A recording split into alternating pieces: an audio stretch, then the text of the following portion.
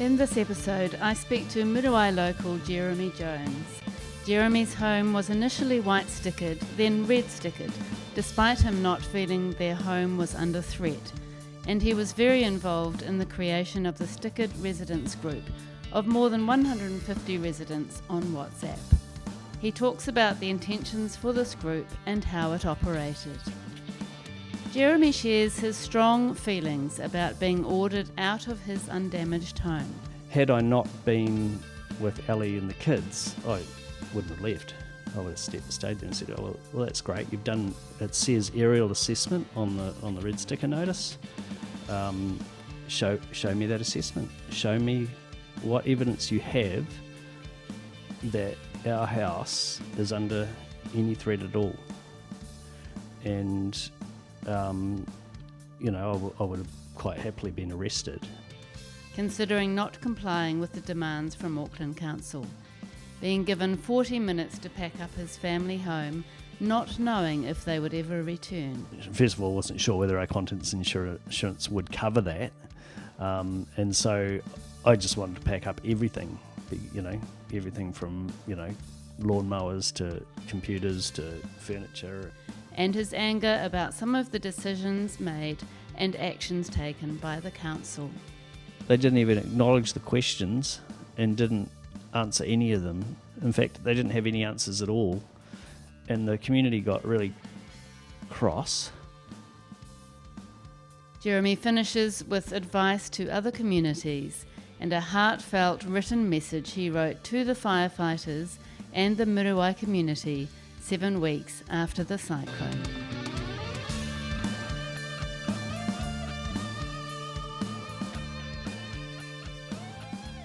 I'm Jeremy Jones. I have been at Muriwai since about 2002 with my wife Ellie and my 2 kids, Leo and Poppy.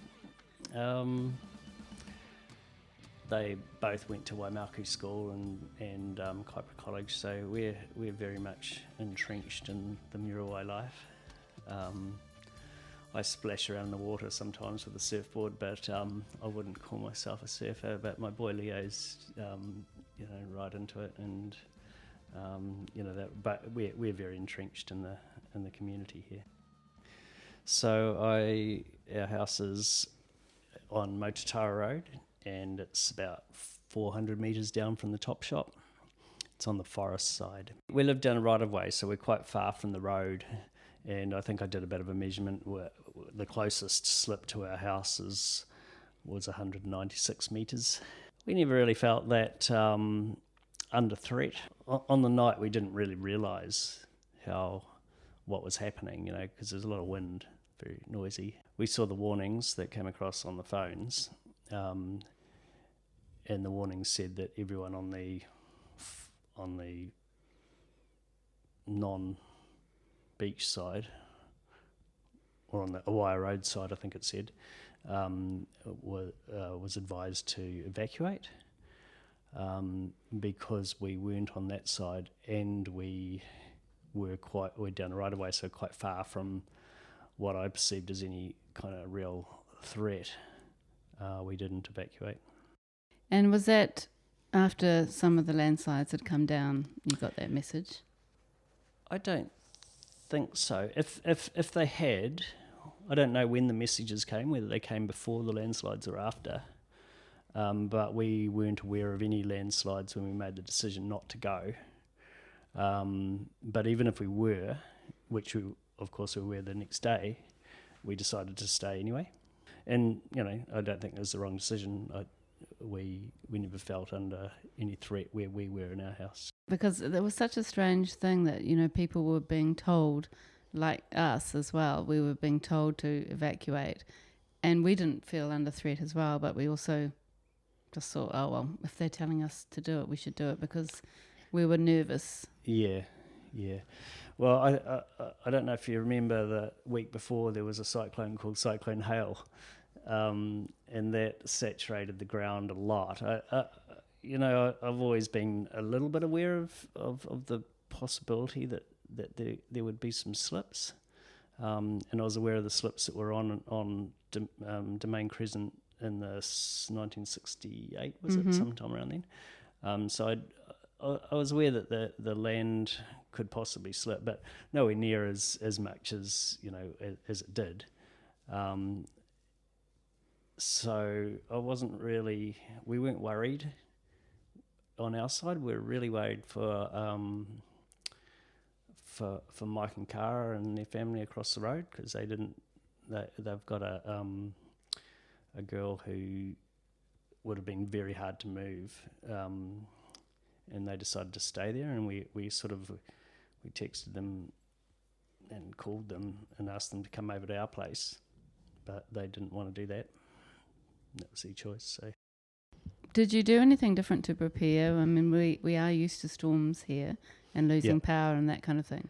Were you expecting it to be as serious as it was, and did you do anything to prepare? Well, hail was reasonably serious, and I think they were predicting a lot of rain. So yes, I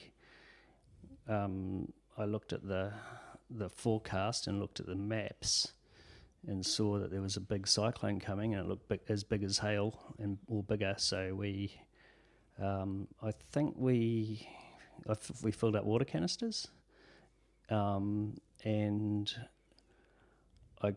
after hail we cleared all the gutters, and I made everything as safe as we could. So yeah, we were expecting a storm, and it came. Yeah, I mean it's pretty hard to predict the intensity, and I guess it would have been impossible to predict the landslides. I think that often the Met Service, they will kind of overestimate a storm, and I tend to look at the maps and just have to make my own guess. And sometimes that can be dangerous, because everyone ends up kind of ignoring the warnings. Yeah, it's the boy who cried wolf syndrome, and that's the problem that they face, is that they cry wolf enough and people just ignore it, and then when they but if they don't and something bad happens, then they everyone points a finger. So I mean, nature's such that it is unpredictable, and I think if you're sensible, that's the best thing to do. It's easy to blame people in hindsight, but that's nature, isn't it? Yeah. Well, that night it was still pretty scary. So we sort of hunkered in. We all went to bed.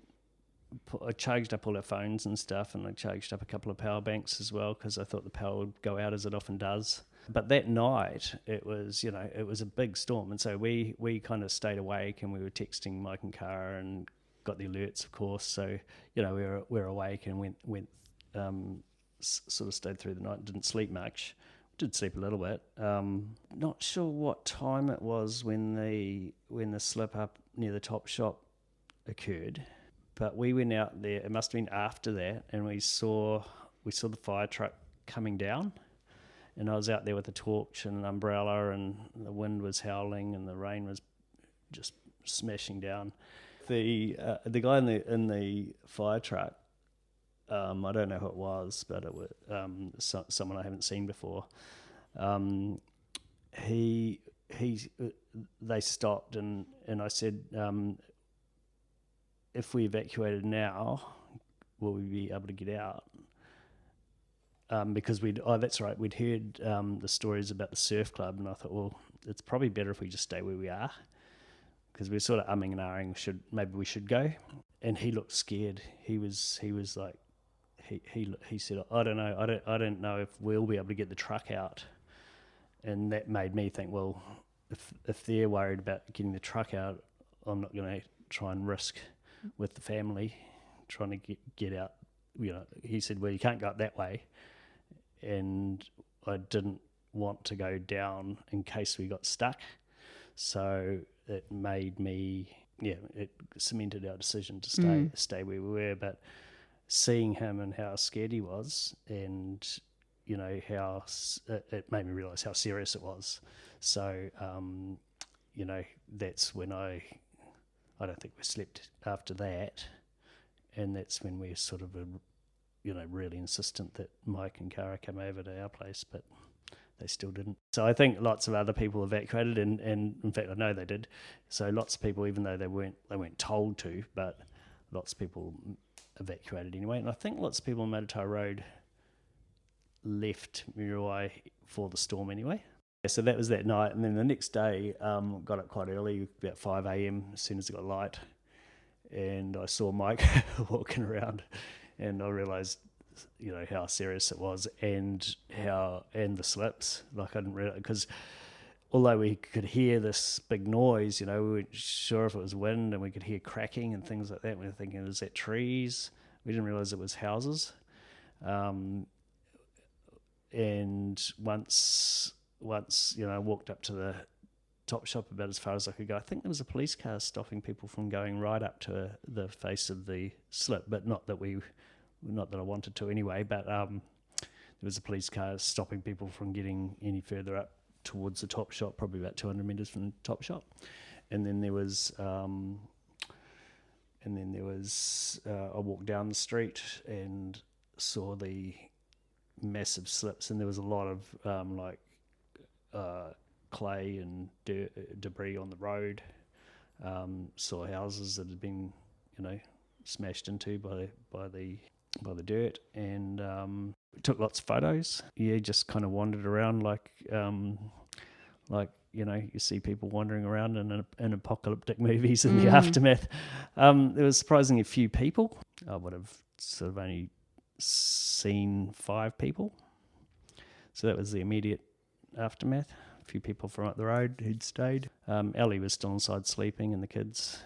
So I kind of wandered around a bit up and down the road and just looked at the aftermath. And then that day, obviously the kids didn't go to school, and we kind of just, had cups of tea, and the internet was out, power's out. I believe the satellite tower wasn't working for Vodafone, but we were on Spark, so it was working. And then over the next few days, because I was sort of one of the few people who had internet and was still within the cordons, because they cordoned it off, I think, that day or that morning. So people couldn't get back to their houses. So I was sort of stuck inside. And so in the next couple of days, I sort of thought, well, may as well make myself useful, because I'm in a unique position to have both communications and be inside. So I got on Facebook and asked people if they wanted me to feed their cats or secure their homes, and I kind of wandered around doing stuff like that. Such a good idea. And you didn't have anyone coming to you to say you had to get out? So there were some people some people in yellow vests that came along, or orange vests from the council. I don't know who they were. They didn't look like they were highly. Well, what does someone who's highly qualified look like? I don't know. They didn't. They looked like they knew about as much about things as I did. So they came and stuck some white stickers on our house, and then they stuck a red sticker on Mike's house, and all on that side of the street were red stickered. All of our side just about was white stickered, except for a few. And I'm not sure whether that was the same day. I think it was the day after, or a couple of days after. But anyway, they kind of looked around and went, "Oh yeah, looks all right." And, they actually asked me if if I'd seen any movement in the land and that sort of things. I said no, which I hadn't. No one really came and told us we couldn't be there. I think people advised that we should move, and I couldn't see any reason why we should, because there wasn't any movement in our land. How are you feeling at that point, and your family? Did you feel vulnerable? No, I didn't. Ellie did a little bit, I think. She's sort of saying, well, maybe we should evacuate. And I said, well, I can't see any reason to. And in fact, it's good that we're here, because it can do some good while we're on the inside of the cordons. What would evacuating achieve? But we did pack up, because we thought that at any time they could come up and red sticker us. But there was a lot of problem up in Domain, and I couldn't go up there. So lots of people wanted me to feed their animals and stuff up there and find some people, but unfortunately I couldn't help them because I wasn't allowed to go up there. But I could help anyone who was between the top shop and the fire station. So fed some dogs and cats, and Yeah, that's great. most people left with their dogs, but there were still cats. A lot of cats, yeah, and a lot of families lost their cats and some dogs, sadly. So you took that communication role sort of a bit further by starting the Red Stickered group. Yeah, so there was a community meeting on the Thursday night, wasn't there, at the golf club? Mm-hmm. So everyone sort of just came out of their holes at that time, and everyone was looking a little bit stunned. The golf club put on, food and drink. I think they were a bit surprised on the drink side, but I think everybody needed a drink, and they certainly did. And then I realised that, there's no one in the community who, A, has communications, B, is still in there. I still have my office and my home, and so I thought, well, I can help by trying to coordinate together the community, because there was, I think it still is, I don't think there's like a Facebook page, and even if there was, no one could get to it because they didn't have internet and they didn't have power. So there was definitely a need for outside help to talk to the community, in brackets, but how do you reach that community? Well, no way of doing that. It's just a bunch of individuals, and so I first of all asked Andy. That's Andy Corbett. If I could use his chat group in WhatsApp, which is called Muriwai Madness, to kind of get a chat going, just because Facebook, I mean, not everyone's on Facebook, and the Muriwai Madness was people on Motutara Road, and quite a lot. I think it was quite a big Facebook group of 50 or 60 people. I don't know, might have been more. So I asked if we could. Well, we sort of got involved in that, and then used that to kind of talk to people, and then later on connected up with the Domain Crescent chat, and then I said to Andy, can we just take it over and call it Muriwai Stickered Residents? And invited everyone from the Domain chat to join up with that. And so we had a group of, about 150 residents, which is a good chunk. Yeah. And then as more people heard about it, I think we encouraged people to join it, so that we could have a discussion. At the same time, there's a lot of people wanting to help. Lots of like everything from media to council to people wanting to contact people, people not really having any information. What I did learn from this is that, in a disaster, the communication is the most important thing. It might be good to just talk about the fact that you got red stickered after being white stickered, so suddenly you weren't allowed to be in your house. Yeah, so even though they came along and put a white sticker on, I thought, I bet they're going to come and red sticker us, which they did. And that was on a Friday. And they just decided that you were at risk if there was another landslide. I was very, very unhappy about that. Because we'd all seen the stories from Christchurch, people having to leave, not being allowed back in their houses, and people whose houses, according to them, were unaffected in Christchurch. Being mistrustful of authority, must have come from my youth or something. I thought, well, I hope that doesn't happen to us, but I was preparing for it, and it did happen to us. And I'm still quite bitter about that, because I think what they did was they went, it's going to be easier for us just to red sticker with a broad brush the whole of Motutara Road, so we'll get everybody out of there. I've seen their little diagram with their red line and their yellow line, and our house sits outside of that, both of those lines. So I don't think they had any authority to red sticker our home. And I mean, it's not just the inconvenience of having to move out. Well, it's more than just an inconvenience, isn't it? Of having to move out of your home. It's the whole feeling that you might never go back and that you might lose everything. And even if you don't lose everything, you probably, you might lose half the value of your life savings. For us, that was quite traumatic. And I know that lots of people had much more trauma over that time. Had I not been with Ellie and the kids, I wouldn't have left. I would have stayed there and said, "Oh, well, that's great. You've done." It says aerial assessment on the red sticker notice. Show me that assessment. Show me what evidence you have that our house is under any threat at all. And I would have quite happily been arrested. Having said that, I knew that lots of people are in very bad situations, and I thought it's probably a bit selfish of me to kick up a stink about that, so I complied.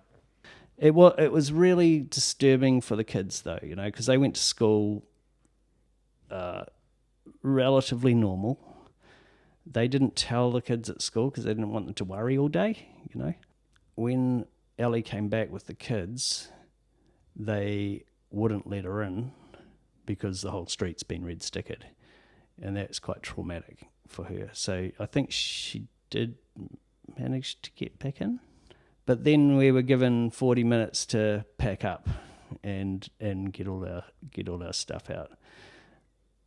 Because I'd given Mike our trailer and our car to get all his stuff out the day before, we had one little car.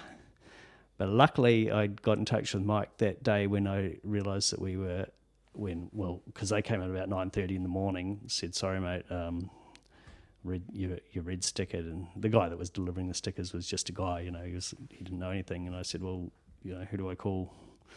And he gave me a number of Ian McCormick, who is reasonably senior in Auckland Council, and I did actually manage to give him a call and had a chat with him, and I asked him those questions. I said, "What authority do you have, and what is what's the assessment?" And he didn't know. He said, "Call me on Thursday," or "Call me on in a couple of days." And I said to the guy, "Well, yeah, okay. So put a red sticker on my letterbox. What if I don't go? What are you going to do?" And he said that you'd be forcibly removed. And I considered, well, yeah, okay, I could probably do that, but I didn't want the kids to have that trauma, that stress. So yeah, we just complied. And there was another guy who he just stayed there. My feeling was that his house was actually in risk. Because we'd gone out from the cordons, for me to get back in, I didn't want to have to blag my way through with the through the cordon and run the risk of them not letting me through at the cordon. So I just sort of went commando style through the forest, thinking it just doesn't seem right to kind of have to sneak my way back into home. But I thought it was just an easier option than trying to have a discussion with someone that didn't really know where they stood anyway and was quite prepared to go, "No, sorry, you can't go in." That was definitely a low point in life, that Friday. So we had 40 minutes or something to pack up all our stuff and go. Luckily, I'd got the big car and the trailer back from Mike, because don't forget, we weren't sure that we would ever go back. So first of all, wasn't sure whether our contents insurance would cover that, and so I just wanted to pack up everything, everything from lawnmowers to computers to furniture. 40 minutes isn't a long time to do that. It's not even long enough to pack all the stuff in the car, really, even though we had lots of things already packed up. But my question again was, the guys are going, "Oh, we got to go," and I said, "Well, what?" That was definitely a low point for Ellie and I as well, because Ellie was like, "Oh, we got to go, Jeremy," and I was like, "Well, no, we don't. This guy's telling us we have to go, but if we don't, we'll take our time and we'll pack up everything. We're not under any physical risk here. The only reason for us to rush is so that this guy is not inconvenienced, and I'm not going to rush.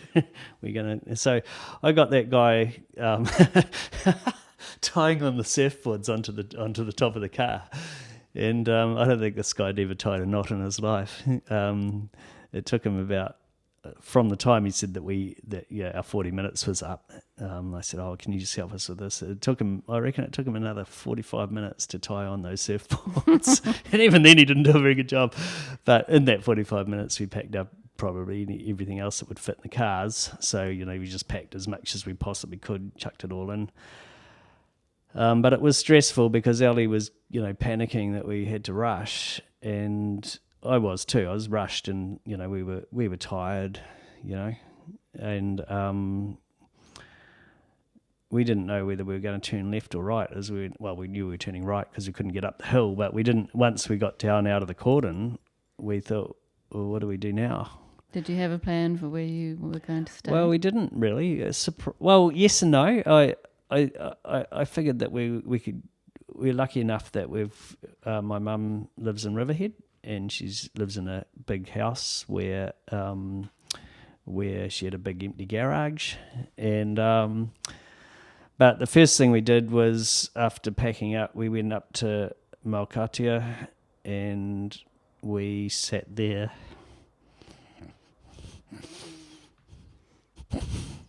And we just cried.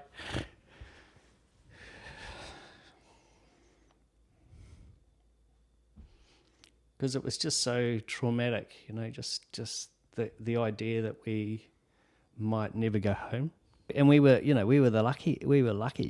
We weren't coming off the back of, not of having to, run out of our houses with dirt coming in our living rooms, or spend nights in shelters, or we were actually better off than most. But it's still significant for you.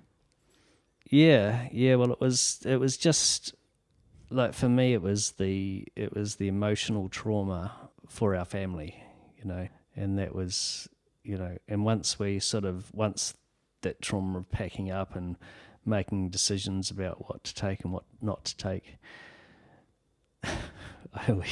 we ended up having a pact where we weren't going to judge what other people were taking. So I don't know, Leo took his little pot plant with his cactus, and it was everyone was able to take whatever they want. I took the lawnmower. I don't know why. But it is like that, isn't it? When you're faced with a traumatic event, you sort of, even for a couple, or particularly for a couple in a way, it's just so hard you're often not on the same page. Even maybe you are on the same page in your marriage or your relationship, but dealing with something really traumatic can really divide how you handle it, and that can cause friction. Yeah, that was exactly what happened on that night. So then we rang Mum and asked her if we could come over, and she said, of course. She was lovely. I mean, we were lucky. We had somewhere to go, and we had a place to sleep that night. And I mean, it seems a bit sooky now because we actually, we were okay. But you didn't know what was coming, though. Yeah, I mean, the thought of just losing everything and and the trauma of and I guess if we had had dirt coming through our living room, at least we would have known that was the case, Whereas for me, I was quite disappointed.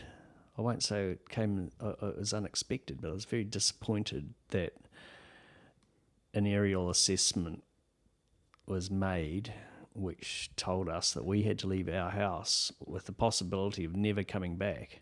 I don't think I ever believed that we wouldn't be going back, but I was quite angry, I guess, because I couldn't see any reason for us having to leave.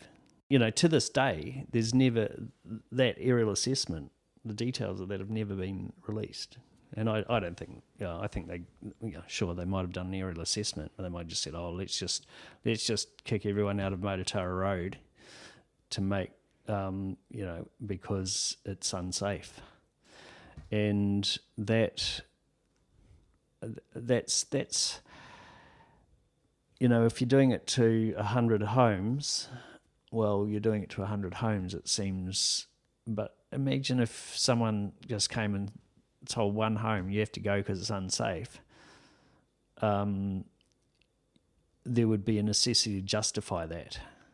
And I think that for many homes, including my brother-in-law's home, which is, sitting out in a bloody sand dune, and, there's no way it was never going to, but because it was on Motutara Road, it got red stickered. And, it was so arbitrary and unnecessary. There's never any study released or anything like that. There's a couple of squiggly lines. Our house is outside that squiggly line. That's all we ever saw. Initially, I started the communication WhatsApp group, and then tried to coordinate as many people to get on it. Then I went to the emergency response meetings to do my best to represent the people who were stickered, so be the and communicate those back to the stickered group. The purpose of that meeting was to answer those questions, and then they came to the meeting and went, "What questions?" And I'd spent a week collating those questions, communicating to the council that giving them the questions on the 28th of February, so that they had a chance to review them, to respond to those questions at that meeting, and it was ignored. And I was really sick on that night, and I couldn't go to the meeting. They didn't even acknowledge the questions and didn't answer any of them. In fact, they didn't have any answers at all. And the community got really cross. And then some members of the community who are perhaps a little less professional than others sort of started taking over the meeting, and it just ended up like a big shit fight. And it kind of burned the council a little bit as well, because they're like, oh shit, I don't want to go back there and talk to these guys again. But I mean, we were angry because for all different reasons. I mean, some people thought that a lot of the damage was caused through neglect of stormwater systems. Whether or not that's true, I don't know. But some people strongly believe that, and so they're angry with the council because that's happened. And there was just a lot of anger in the community, and people were tired, and they'd been kicked out of their homes, and some people like me, I was being kicked out for what I viewed was unjustified. Other people were, people were frightened that they were going to lose everything. To be fair, Scott Silver and probably everyone there, they were kind of, some of them are like stunned mullets. Some of them didn't know what they were doing, and I think, I hope that Auckland Council learned from that and learned that they actually, if their mandate is emergency response, then they actually have to have an emergency response ready for the emergency, instead of going, oh, there's an emergency, let's see what we can scrabble together to respond to this emergency. And I hope that they have learned that, if indeed they are responsible for that emergency response. What do you think communities need to really think about and prepare for in the event of something like this happening again? I think every small town should have a generator and shortwave radio. And I sound like a bit of a Luddite, but shortwave radio will work. and medium wave radio. There was, I mean, who has a medium wave radio receiver now to get information? No one. Everyone's on the internet, and when the internet goes down, which it did, or for half of the people here, they were just out of comms. Yeah. And comms are so important for any emergency, whether it be a war or a earthquake or asteroid hitting or or landslides or as we saw down in Hawke's Bay, there were communities there that were out of comms for like a week, and because they were out of comms, no one knew whether they were in trouble or not, and it was a real disaster. I mean, we were lucky in that we still had a road in and out, and so the comms end up being drive in, find out what's happening. So I think that's probably would be one of the learnings that I would say would be really important for this sort of thing. I'm quite proud of the Muriwai community for the way that they came together. Really proud. I think the whole thing brought the Muriwai community together really a lot. It was way more than I would have expected.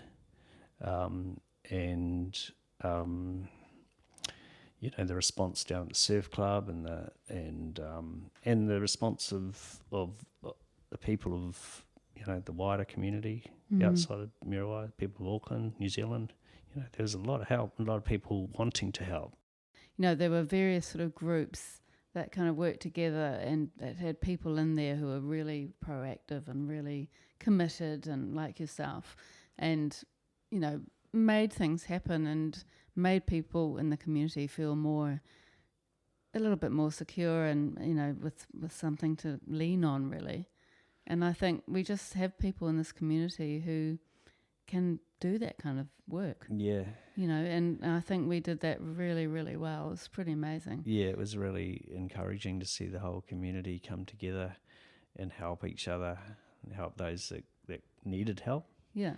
And really make stuff happen, and not all sort of floaty, like, it was actually like, okay, this is going to happen, we're doing that, we're creating this group, or, we're bringing the food down. It was like people somehow,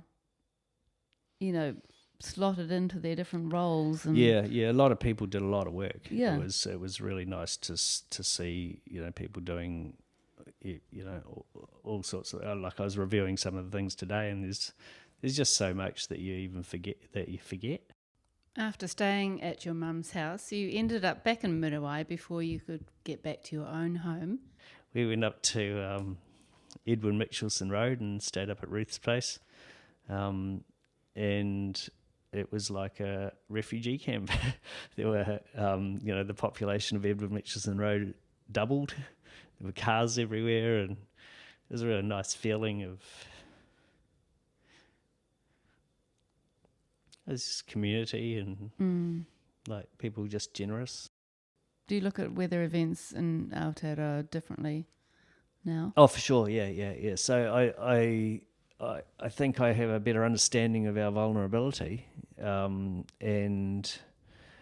we're still vulnerable, but yep, I think having lived through a disaster, I guess you call it, having lived through a disaster has given me a bit more of awareness of what's required in a disaster. And like I said, communication is the key number one go-to to start with. I think it's affected me in that I've got a lot of faith, and feel like I'm much more connected to the community, and I for me, it gave me a lot of faith in human nature. I think the reason that Muriwai did as well as it did was because of our community's strength and because of the quality of individuals stepping up and putting in some work. We didn't sit around going, help us. We all got stuck in, and we all work together, I'm fairly proud of the fact that we managed to have an outcome that was far better than, say, Christchurch or other communities. I think we spearheaded the response, the central government and the Auckland Council response, and I think that if we hadn't done that, the outcome would have been far less good for the people who were affected. So my advice to people are to stand up and help yourselves. Practical advice would be to get communications up very quickly and organise yourselves very quickly in order to deal with the help that will arrive, hopefully. So if you can, communicate and organise quickly. And I'm quite proud of what we did with the Muriwai Stickered group, because that's what we did. We organised quite quickly, and we were able to be a touch point and be a hub for communications and for coordinated administrative effort for months. And the thing that I really was surprised by was, as soon as it's like having a big ball, you push on the ball and all these people come and help.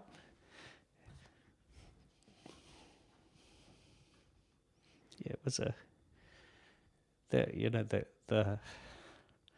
and the quality of the people at Muriwai, you do gain something from difficult times, I think. Even though also you have other negative impacts from it, something like that. But I think also we can take some positivity. Is there something that you want to leave us with? Something, meaningful or hopeful? So I'm going to read this thank you that I penned and put out in various channels. So it has been 7 weeks since Cyclone Gabrielle affected large swathes of the North Island, leaving many up and down the Motu to deal with its disastrous consequences. We, the people of Muriwai, who have been affected by this, have been overwhelmed by the kindness and generosity that has been shown to us. This message is to say a huge thank you on behalf of those of us affected by the slips to you, our community. In Muriwai village, we have all experienced some loss. Some of us have lost our homes already.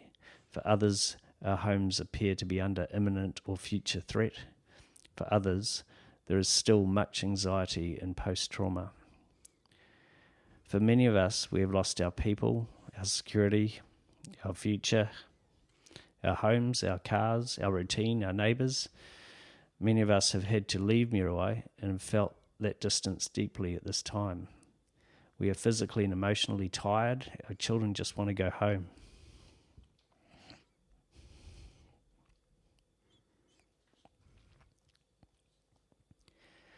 But what we have gained from this is a strengthening of our community bond and a security in the knowledge that you, our community, have our backs. To Craig and Dave, our firefighters who were tragically lost serving our community, your loss has created a cavernous hole for your family, indelibly scarred the community. Words can't express the depth of our gratitude, our thanks to you and your families. We remember you and them. We thank all of the firefighters and their other emergency services who helped us on the night of Gabrielle. To our community who have helped us, we've been humbled by your enormous outpouring of generosity and support. You know who you are. You are our whānau, our friends, individuals, organisations, schools, businesses. You are local Muriwaians, the people of Waimaku and Huapai, Kumu, and the people of our wider Auckland area and New Zealand. You've taken us into your homes, you've fed us, clothed us, cared for our children. You've supported us emotionally and practically with your generous time and donations. This at a time when we desperately needed help, when some of us literally had nothing but the clothes on our backs. Many of you have worked tirelessly. You've listened to our stories and shared our loss. You've been there for us. You've given us time and space to help us get back on our feet. We continue to feel comforted and embraced by your araha and support.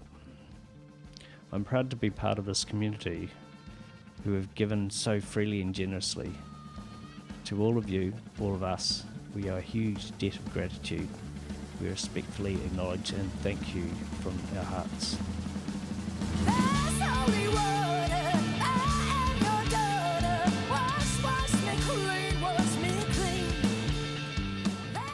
Precipice was commissioned and funded by Muriwai Community Association, supported by the Auckland Council Recovery Office. Artwork by Taylor Williams, soundtrack by local Muriwai band Tin People, written in response to Cyclone Gabrielle. Ngā mihi thank you to the Muriwai community for their input and bravery and for sharing their stories. And thank you for listening.